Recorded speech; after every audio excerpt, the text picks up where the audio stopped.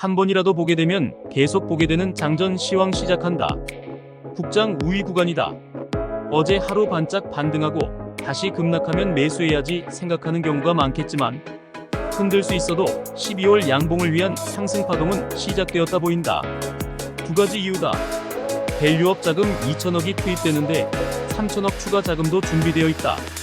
총 5천억이 투입된다. 환율 방어에 6조 썼다. 주가 방어하면 환율은 자동 방어다. 주가 방어 못하면 뱅크런처럼 개미자금 국장 탈출 나와서 환율 방어에도 소용이 없다. 뭐가 중요한지를 알아야 한다. 안 하는 것보다는 낫다. 정부 개입이 하단 신호로 작동한다는 것은 코로나 때 경험했다. 코로나 때 실제 자금 집행이 이루어지지는 않았고 급락하면 들어온다는 구두 경고만으로 주가는 저점을 찍고 급등을 시작했다. 금액은 미미하나 정부의 밸류업 자금 집행과 삼성전자의 57,000원 하단 선포가 동시에 나온 것은 의미가 있다. 어제도 설명했지만 1999년 이후 6개월 연속 음봉이 나온 역사는 코스피에서 2008년뿐이다. 현재 5개월 차로 리먼 제외하면 맥스 지점 도달이니 12월 양봉 게임이 시작되었다고 보면 된다. 삼성전자의 자사주 매입 역시 논쟁이 있다. 자사주 매입이 주주가치 제고를 위해서일까? 3남매의 반대 매매 방어를 위해서일까? 국가 위기 상황이다. 흑묘백묘. 결론은 중요치 않다. 소각하면 낙폭 과대 상태에서는 호재니 의심하지 말자. 반등하여 12월에 6만 전자 간다. 3남매의 57,000원 방어 의지 선포에도 외인들이 숏 공격을 멈추지 않는다면 추가 부양책은 지주사 전환 카드가 등장할 수도 있다. 지주사 전환 카드 나올 경우 삼성그룹주 전반 폭등이라 감당 안 될 것이니 여기까지만 하면 된다. 오늘 바로라는 조급함은 가지지 말아야 한다. 이러한 조급함이 삼성전자 신용 1조 돌파를 만든 거다. 신용 엄청나다. 소화하면서 올라가야 하고 소화하지 못하고 급등주처럼 오르면 다시 급등주의 결론처럼 내려오게 된다. 적당히 수렴 후 6만 전자는 12월에 가는 것이 좋다. 코스피 3분기 누적 영업이익 156조다. 역대 최대 스코어다.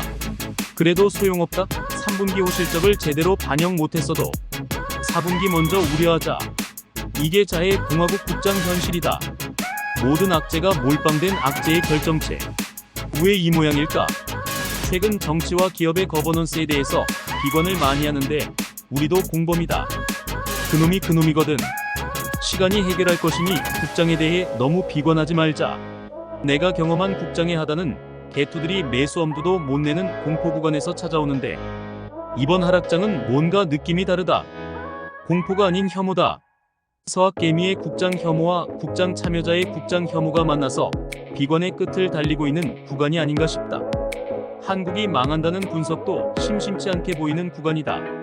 리먼 이후 유럽 증시에서 비슷한 심리가 있었던 기억이 있다. 장투자들은 20개월만 견디면 좋은 날이 올 가능성이 있어 보인다. 인덱스 패턴은 세 가지다. 숏도구와 숏의 대상. 숏도구는 일시 해제인 것 같다. 삼성전자의 저점은 연내 다시 깨지 못할 거로 보이고 2차 전지는 개별적으로 깰 가능성도 있으나 선물에서 터닝이 나왔기에 지키는 유형이 더 많을 것으로 보인다. 물론 아직도 악재의 확정은 아니라서 트럼프 취임 전까지 불안감이 상존하기는 할 거다.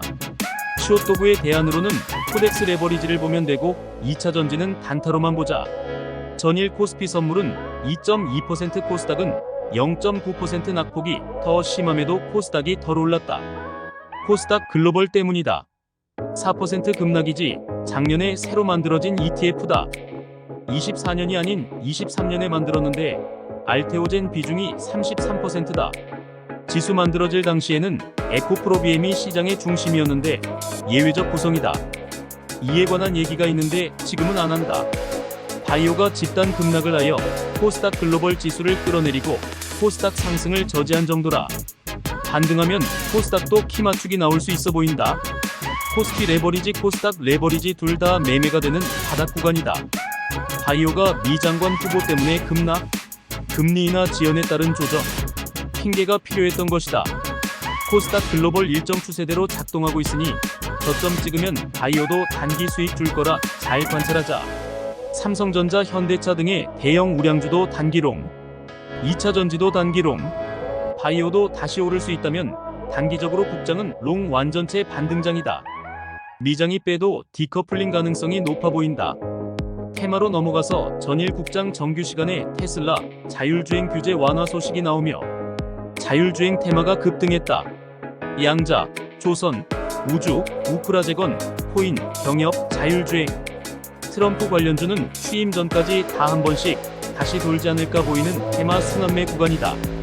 따라서 모두 봐야 한다. 하나 추가하면 지난주에 김동연 테마 가능성 의심하자 블로그에 올렸다.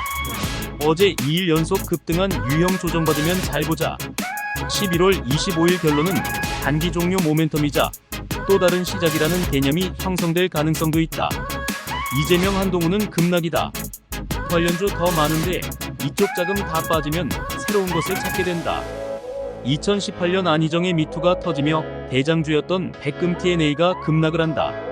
당시 이재명 대장주였던 에이텍도 함께 급락하는데 신정부 초기였고 이재명주도 기반형이 컸다. 현재 김동연 관련주는 기반형분이 없다. 이재명 재판의 경우 25일을 우려하고 있었지 지난주 금요일 재판은 중요도가 낮았다. 25일 재판의 결론이 무죄면 김동연 관련주 하한가를 갈까? 일시 흔들리고 다시 잡아 올릴 거로 보인다. 1심에 대한 항소심이 진행될 것이라는 모멘텀이 있기 때문이다. 25일 재판의 결론이 무죄면 이재명 관련주의 주가는 급락분을 회복할까? 일시 반등 후 다시 빠질 거다. 항소심 판결이 예정되어 있는데 사법부는 하급심만 상급심 법원을 존중하는 것이 아닌 상급심도 하급심 법원을 존중한다.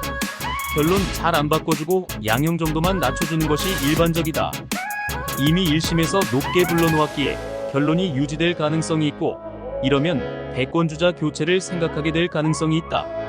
민주당 입장이 뭐건 간의 주식은 확률 게임이라 시장은 현직 경기도지사인 김동연을 띄울 것으로 봐야 한다. 김동연 테마는 롱심리고 이재명 테마는 쇼심리라는 거다. 테마는 롱심리 영역에서 놀면 대충해도 수익이다.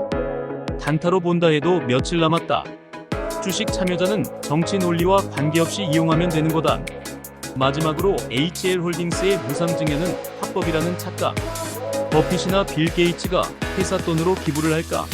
한다면 바로 배임죄로 고소를 당하게 될 것이다.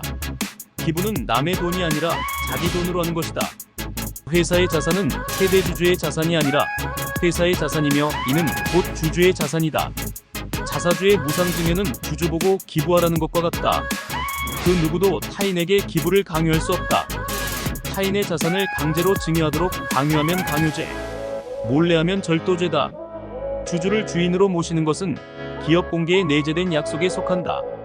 이는 상법 개정이 되어 있건 아니건 법률 해석의 문제라 달라지지 않는다. 그럼에도 우리 사법부가 긴 시간 눈을 감고 있었다. 상황 바뀌어 가고 있다. 이제 입을 열 때가 되었다. 내 돈을 남이 함부로 기부한다면 절도, 강도, 강요, 배임 넷 중에 하나는 걸려야 정상적인 나라일 것이다. 고려하연 유상증자와 동일 사이즈의 도적질에 해당한다. 고려하연 때처럼 이복현 원장이 나서 주길 바란다.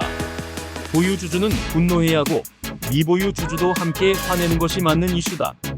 상법 개정 찬반이 있다. 이게 바로 우리가 공범적 요소라는 거다. 글이 터지고도 감싸 안아줄 용기를 가진 당신은 진정한 사랑을 아는 사람들. 상법 개정 찬성하자. 의상 시황 맛집. 내일 같은 날이었다.